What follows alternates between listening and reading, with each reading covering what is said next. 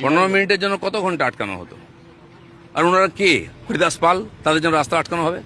Prime মিনিস্টারের জন্য আটকাবে, চিফ মিনিস্টারের জন্য আটকাবে? এটা ঠিকই আছে। বছরে তো একবার উনি আসছেন, কত বছর পরে আসছেন? আর 107 বছর ধরেই তো অন্যায় করা হয়েছে। এক বছরে এমনি দম বন্ধ হয়ে যাচ্ছে। যান বাংলাদেশে, পাকিস্তান চলে যান, এখানে নামাজ পড়ুন, কেউ বলবে না। এখানে চলবে না এইসব। সরকার পাল্টে গেছে, লোক পাল্টে যায়, জানে এগুলো বন্ধ করবো বলে, আর বন্ধ হবেই, জেনে রাখুন। যদি হরিদাস পালদের অসুবিধা হয়, হরিদাস পালদের নিয়ে যদি অসুবিধা হয়, হরিদাস পালদের বলে দে, ওপেন ক্যামেরায় বলছি, হরিদাস পালদের যা ধন সম্পদ রাষ্ট্রীয় আপনার রাজ্য কোষাগারে রয়েছে সব বের করে দে, যে কোন মোল্লার ধন সম্পদ আমরা রাষ্ট্রীয় কোষাগারে রাখবো না, ওরা আলাদা। কথা বলছেন না কেন? দেখবি তোর আর কিছু নেই কোলে, সব খালি হয়ে গেছে। কথা বুঝতে পারছেন না? মোল্লাদের দিতে গেলে লালকেল্লা দিয়ে দিতে হবে, মোল্লাদের দিতে গেলে ওই তাজমহল দিয়ে দিতে হবে, মোল্লাদের দিতে গেলে ওই আপনার জুম্মা মসজিদ দিয়ে দিতে হবে, মোল্লাদের দিতে গেলে বড় বড় বড় বড় ইনস্টিটিউট শিক্ষা প্রতিষ্ঠান দিতে হবে, মোল্লাদের দিতে গেলে যে রাজ্য ভবনে আপনার রাজ্যসভায় যে বসে মিটিং করিস ওটাও আর থাকবে না, সব চলে আসবে। দেখবি কলিকাতার মেজরিটি সংখ্যক 70% কলিকাতা মোল্লাদের হয়ে যাবে। তখন কোথায় বকবি? বকার জায়গা নিত। তাই হরিদাস পালদের সঙ্গে লাগবি না। এই কথা বুঝতে পারছেন না? যার যতটুকু শিক্ষা এডুকেশন তার উপরে যেন বুঝতে যেও না। তারপরেও আমরা আমাদের শুনতে হচ্ছে বাংলায় হরিদাস পাল, যে বাংলার জমিনে থেকে এই সমস্ত উক্তিগুলো তারাই করে যারা কোনোদিন স্কুলের দোরগোড়ায় পা রাখিনি। শিক্ষার অভাব, এডুকেশনের অভাব। ওই জন্য ইংরেজিতে একটা কথা বলে, education life is best life. শিক্ষার জীবনটাই হলো প্রকৃত জীবন, সুন্দর জীবন। শিক্ষা নেই, গরু ছাগলের মতো জীবন তৈরি হবে। ওই জন্য কথাবার্তা এরকম গরুর মতো, হুম্বা হুম্বা করলে, সামনে মিডিয়া পেলেই হুম্বা হুম্বা করে চেল্লাচ্ছে, না কোনো কথার তাৎপর্য আছে না কিচ্ছু আছে। আমি মনে করি ওসব গরু ছাগলের মতো। গরু ছাগলও এখন অনেক ভদ্র, জানেন তো? গরু ছাগল অনেক ভদ্র, অনেক গরু আছে, অনেক ছাগল আছে, মনিবের কথায় ওঠে বসে। বিশাল পোষ, মানে আমার দেখা গরুকে বলেছে এই শুয়ে পড়, শুয়ে পড়েছে। কিন্তু নতুন গরুর আমদানি হয়েছে, এরা কারুর কথা শোনে না। কথা বুঝতে পারছেন না? যে 4 দিনের চেয়ার পেয়ে ভেবো না হামসে বাড়া কই নেই হ্যায়। ও 34 বছর গরম মেরেছিল, ঠান্ডা হয়ে গেছে, এই হরিদাস পালেরাই ঠান্ডা করে দিয়েছে।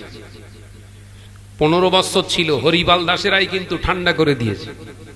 তুমি তো এই জুম্মায় জুম্মায় এখনো 8 দিনও হয়নি, 3 দিন। এ কথা বলছেন না কেন? অর্থাৎ এই হরিপাল আপনার দাস, এই কোথাকার কে, দুটো আমরা ভাতে দে, এইসব চিন্তাধারা মাথা থেকে ঝেড়ে ফেলুন। ভারতবর্ষের কনস্টিটিউশন যদি না জানা থাকে, আমার কাছে আছিস, ক্লাস করে দেবো ভালো করে। ক্লাসে ভালো করে ভারতের সংবিধান সম্পর্কে বাবা সাহেব আম্বেদকরের লেখা যে সংবিধান রচিত, ওই কেতাবটা ভালো করে রিভাইজ দিয়ে দেবো, আসিস একবার। তুই তো আবার পড়তে জানিস না, সমস্যা। এই কথা ঠিক না ভুল জোরে বলেন। লজ্জা হওয়া উচিত। যেদিন হাতে হাত আপনার সংবিধান ছুঁয়ে শপথ করেছিলে, সেদিন মনে রাখা দরকার ছিল, আমি এরকম চলবো, আমি সংবিধানে হাত দেবো না। এই কথা ঠিক না ভুল জোরে বলেন। সংবিধানকে সম্মান করতে শেখো। প্রকৃতপক্ষে মানুষ একজন ভারতীয় হিসাবে সবাই গ্রহণ করবে। আর যদি মনে মনে মোস্তারি করব, এই করব সেই করব, 15 বছরের দিকে তাকিয়ে দেখো কে কোথায় যাচ্ছে। ডিম থেরাপি থেকে শুরু করে সব থেরাপি চলছে। এখন আবার কিছু কিছু জায়গায় দেখতে পাচ্ছি জাঙ্গিয়া থেরাপিও হচ্ছে। জাঙ্গিয়া থেরাপি দেখতে পাচ্ছেন তো, হাফ প্যান্ট জাঙ্গিয়া পরে ঘোরাচ্ছে সব। হ্যাঁ, অর্থাৎ বাড় বেশি ভালো না। আমরা মুসলমানরা কাউকে আঘাত করি না, তবে আমাদের কেউ কেউ যদি বিনা কারণে আঘাত করে, আমরা প্রত্যাঘাত করতেও কিন্তু ভুলি না। এই কথা ঠিক না ভুল জোরে বলেন। আমাদের ইতিহাস সম্পর্কে তোমরা জানো না, মুসলমানদের ইতিহাস জেনে নিও। আগ বাড়িয়ে কাউকে কোনোদিন গালি দেয়নি, চোখ রাগায়নি মুসলমান। কিন্তু এদেরকে যারা মারতে এসেছে, এদেরকে যারা আঘাত করতে এসেছে, তাদেরকে কি করে জব্দ করতে হয় এ জাতি কিন্তু জানে। এই কথা ঠিক না ভুল জোরে বলেন।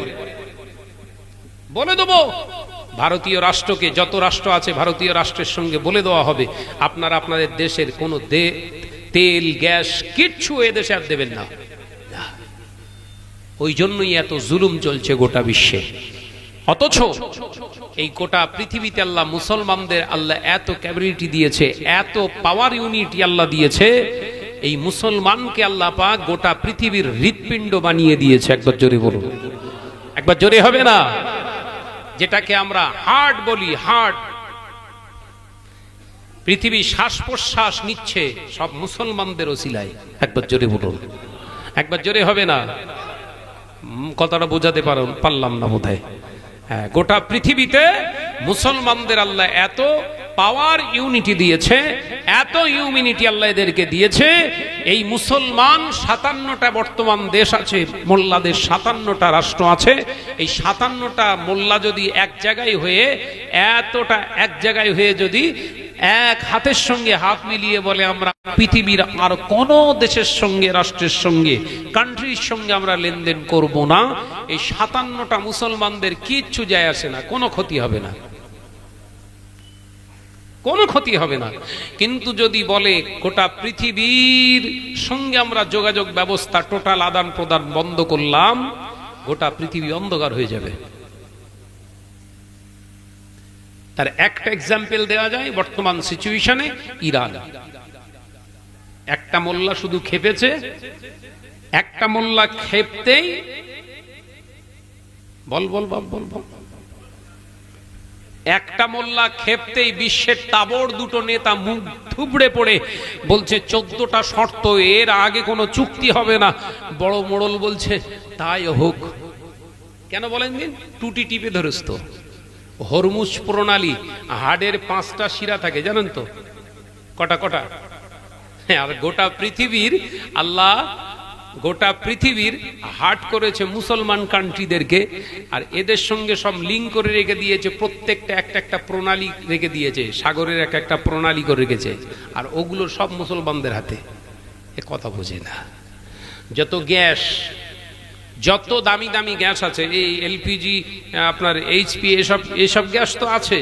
আরো যে সমস্ত গ্যাস লাগে, ওই এমআরআই করতে লাগে, মেশিনই যে গ্যাসের দরকার হয়, ওটাও মোল্লাদের দেশ ছাড়া হবে না। মোল্লারা যদি বলে দেবো না, এমআরআই বন্ধ। মাথায় ঢোকে না তো? ওয়াজ বুঝতে পারছেন নাকি? যে একটা শিরা শুধু রকটা একটুখানি চেপে ধরেছে, হার্টের এখনো 4টে খোলা আছে, তাতেই আমাদের মোদি দাদু তাতেই লাফাচ্ছে, না না না, অশান্তি চাই না।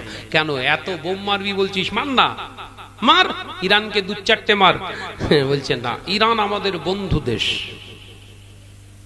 কেন বলেন দিন? সস্তায় তেল পায়। কত বুঝাচ্ছেন না?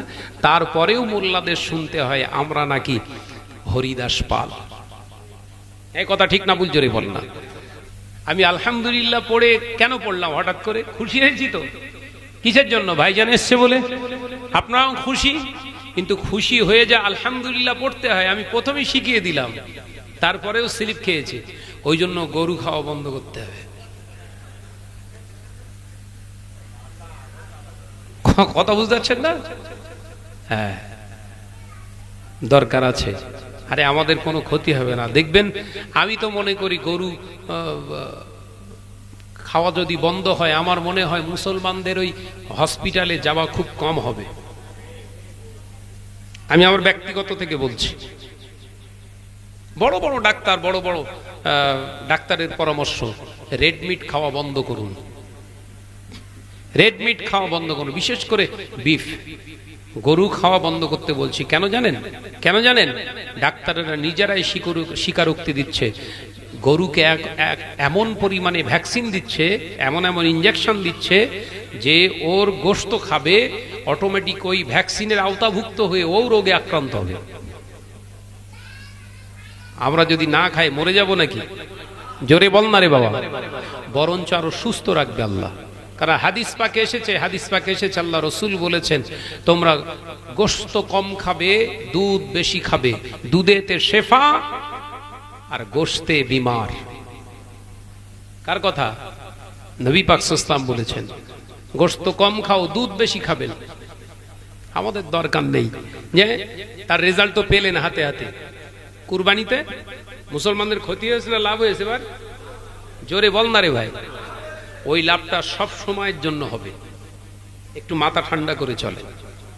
আমাদের কিছু হারানোর নেই, সবসময় মাথায় রাখবেন। মুসলমানের দুনিয়ায় কোনো হারানোর নেই, অর্থাৎ লস নেই। মুসলমানের কিচ্ছু লস নেই।